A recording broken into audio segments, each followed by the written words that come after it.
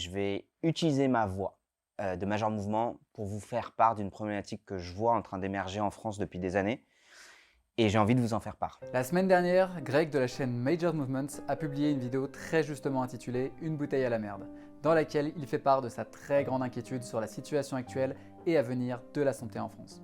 Aujourd'hui, quand j'écoute mes patients, j'ai de plus en plus de patients qui me racontent des parcours de soins compliqués pour des soins simples. Je vous parle de difficultés d'avoir accès à des médecins traitants, je vous parle de conditions à l'hôpital qui sont compliquées, je vous parle de ne pas réussir à trouver des ambulances quand on a une urgence, je vous parle d'avoir des signes qui nécessitent un avis médical et d'avoir des délais d'attente qui sont extrêmement compliqués. Aujourd'hui, et on le sait depuis 30 ans, et c'était le cas déjà quand je me suis lancé moi il y a 15 ans dans les études de médecine, on savait qu'on allait manquer de médecins en France, que les médecins partent à la retraite, que le numerus clausus, donc le nombre de places en médecine, n'augmente pas alors que la population n'augmente pas suffisamment alors que la population augmente.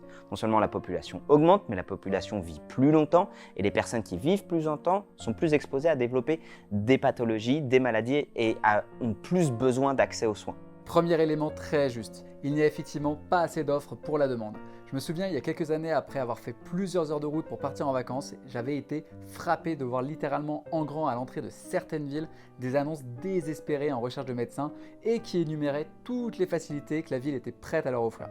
Il y en avait beaucoup, tout pour bénéficier de l'existence d'un médecin généraliste.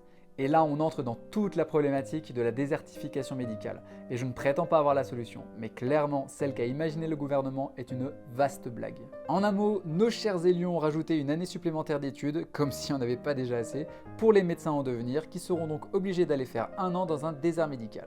Il y a le feu à la maison? Pas du tout. Il faut juste enlever une couche de vêtements pour avoir moins chaud. Ce qui se passe, c'est que quand c'est compliqué à l'hôpital, tous les problèmes de santé qui ne seront pas bien traités à l'hôpital sur des retards de traitement, par effet boule de neige et par effet cascade, ça va se répercuter sur la médecine de ville et sur le libéral. Et nous, ce qu'on n'est pas capable de prendre en charge en libéral, ça va devenir de plus en plus compliqué et on va les remettre à l'hôpital et sur un système qui est cassé. L'exercice est de plus en plus compliqué. Les conditions de travail sont de plus en plus compliquées parce que, tout simplement, les patients, comme ils sont mal pris en charge dès le départ, ça devient des cas qui sont plus compliqués.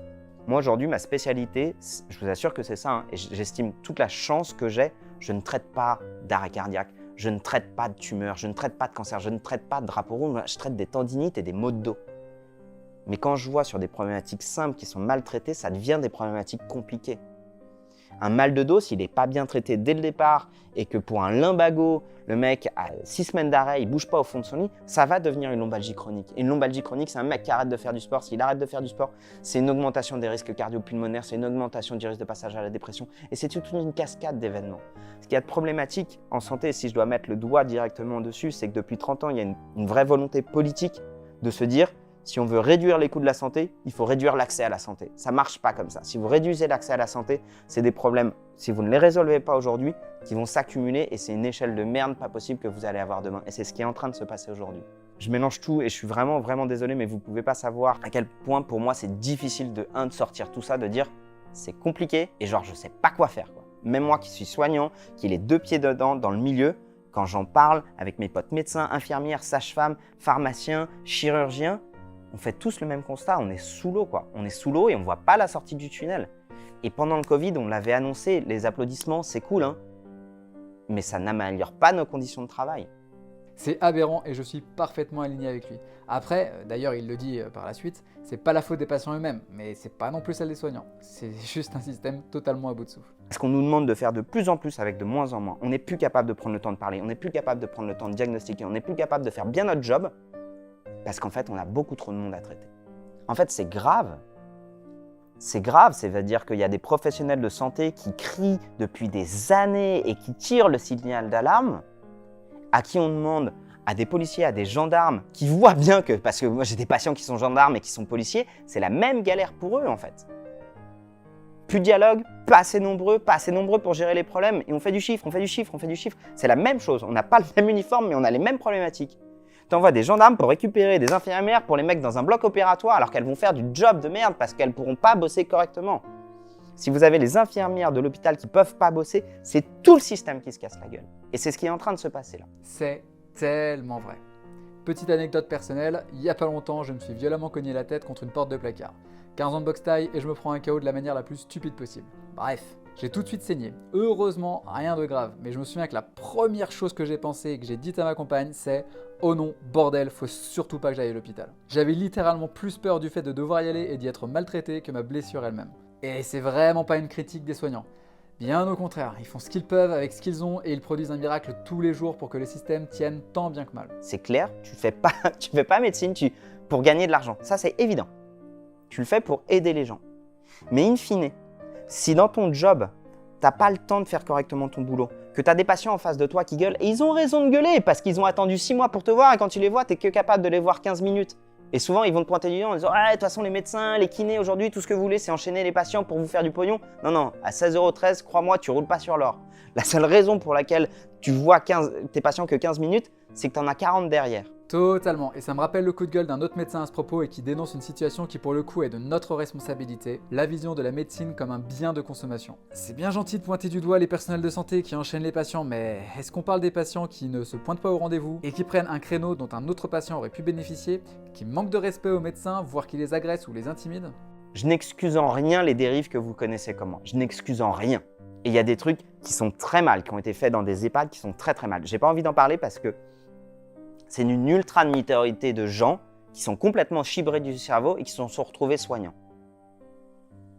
Eux ne représentent absolument pas 99,9% des soignants qui font bien leur job et qui juste de temps en temps arrivent dans des conditions qui sont tellement difficiles que quand ils n'ont pas eu le temps de prendre un café, ils n'ont pas eu le temps de pisser pendant 4 heures, qu'ils n'ont pas eu le temps de répondre à un texto pour leur dire que leur gamin était malade, parfois ils sont désagréables quand ils arrivent parce que vous êtes juste la 40e personne à arriver.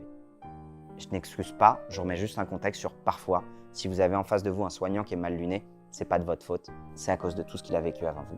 Et de la même manière pour les soignants, quand vous avez en face de vous un patient qui est mal luné, c'est pas de votre faute, c'est parce qu'en fait ça fait 6 mois qu'il galère avec sa douleur, il a juste peur, il a juste mal. Et ce défaut de communication n'est ni de la faute du soignant, ni de la faute du patient. C'est de la faute du contexte qui est merdique et qui est encore plus merdique depuis un moment. Rien à ajouter, il a tout dit et on reboucle avec ce dont on vient de parler. Malheureusement, cette vidéo elle est faite en 2022 et la situation elle est prévue pour être au début du pire. Et je suis fondamentalement désolé de vous faire flipper pour ça. Mais la plus grosse vague de difficultés d'accès aux soins elle est prévue pour 2030, au moment où il y aura le pic de départ de médecins à la retraite et que comme il faut 10 ans pour former un médecin, les médecins de demain ils ne sont pas encore formés. Et oui, parce que l'histoire de la suppression du numerus clausus, c'est un peu un scam, ou mieux titré par l'étudiant, un simple effet d'annonce. En réalité, la compétition et la logique restent la même, notamment car les capacités d'accueil des universités ne sont pas infinies. On rentre un peu dans le principe du concours caché des études de droit. Quand j'étais en fac de droit à la Sorbonne, on parlait de ce fameux concours caché, un système un peu hypocrite pour ne sélectionner qu'un nombre limité d'étudiants. Certains rétorquaient « Mais non, pour passer, il suffit d'avoir la moyenne ». Ouais, mais la moyenne, il ne la donnait qu'à un nombre limité et déterminé d'étudiants. Je me souviens comme ça d'un ami qui avait eu 9,5 à son partiel et qui avait remarqué que du Tipex avait été mis en dessous. En grattant la copie, on a vu s'afficher un joli 11 qui lui aurait permis de valider sa matière. Je vous laisse deviner ce qu'il s'était passé. C'est ça la question que je voulais vous poser, à laquelle je n'ai pas la réponse. À quel moment le paquet de merde sera tellement gros que même si on est éduqué, formé et on s'est donné pour mission de gérer des merdes, on baissera les bras. Un miracle que ce soit pas déjà le cas. La conclusion à tirer de tout ça est amère, froide et terrifiante. Et bien sûr, elle rejoint la sienne. Ne tombez pas malade. Ou plutôt, faites tout pour diminuer vos risques de tomber malade, car vous n'avez évidemment pas le contrôle absolu dessus.